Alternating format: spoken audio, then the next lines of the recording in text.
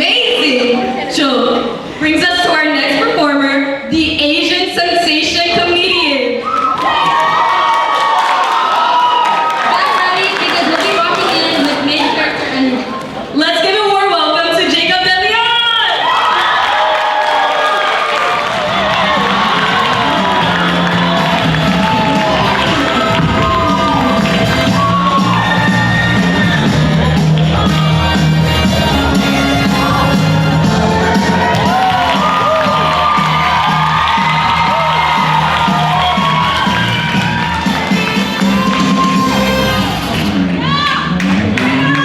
Everyone, I hope everyone's doing amazing. I hope everyone is enjoying these shows. Can we get a round of applause?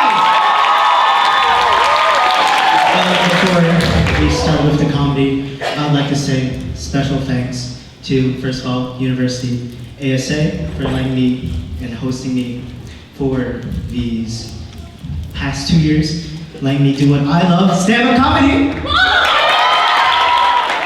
And one last special thank you to my friend Ishan Patel. I've known him since kindergarten. He's one of my best Indian friends. Sorry, Adi. I love that man to death. Not kidding. And I'm just thank you for letting me do everything that I've always wanted to do, supporting me, and he's been filling in the crucial job of telling me what to say, and he's been having to remind me that this is a kids show, it's for families. So you can, guess how the script before that conversation went. So, let's begin. Yes! So, actually, last year, y'all were amazing if you watched me last year, but I got one complaint, and the complaint is that I targeted the Southeast Asian and East Asian community a lot, but I kind of excluded the South Asian community. I'm so sorry. So this show is for you, and you guys don't even have to take it back from a British museum. I am so sorry, Sean.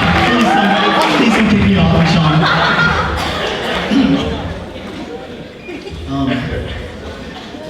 It's kind of weird looking around and watching these performances, because it made me realize how not Asian I am when compared to all of these amazing people. I see like lion dances, I see fan dances, right? And then I do what the Philippines is best known for, stand-up comedy apparently. Thank you to the person who's actually saying ha, it's amazing. So, it made me realize that I'm putting American back into Asian American. So, it made me realize that I'm kind of like a banana in a sort of way. I am yellow on the outside, white on the inside. Don't worry, it gets worse. I'm from the Philippines, and I'm a little bit darker than my peers. So, I'm sorry. Every day, I have to figure out what side of Asian or American I want to be. For example, I was in a Filipino restaurant, and I love Filipino food, but God, I can't say the names of Filipino food correctly. For example, I was trying to order this food called kare-kare. I said kare-kare instead. At that point, I chose I'm going to try to be Filipino. So I tried again. I said, can I get some sinigang? It's meant to be said sinigang, right? So at this point, the waiter's looking at me kind of weird. So right now, I'm kind of like, I'm going to try something simple. I'm going to stop trying to embrace my roots. So I said, can I have some rice? And then I realized I accidentally said rice instead of rice. But quintessential Asian food, I missaid. So that was an awkward talk in the car with my parents. So, yeah. Being Asian, there's a lot of stereotypes you get. One of them, which I really don't appreciate, is the stereotype of the model minority. Puts a lot of pressure on me and fellow Asian Americans, right? Something that I don't think anyone should associate with their culture. So, and it made me realize that it's not because of where Asian people are the best, because all races are amazing, but because there's a stereotype that Asian people really get along with other races really well. For example, in media, you see a black and Asian guy, you think rush hour 6, right? That's rush hour 6. You see Hispanic and Asian guy, that's just beans and rice.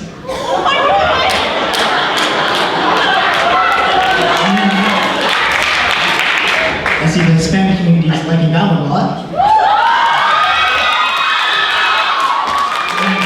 In situation, people say, so which one's which?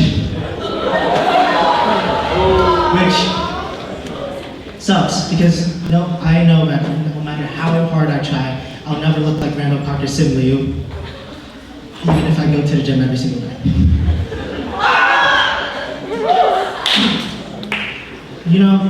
I recently went to California, and it's a mythical place. It's really amazing, because for the first time in my life, being Asian wasn't the minority, it was actually the majority. It was weird, right?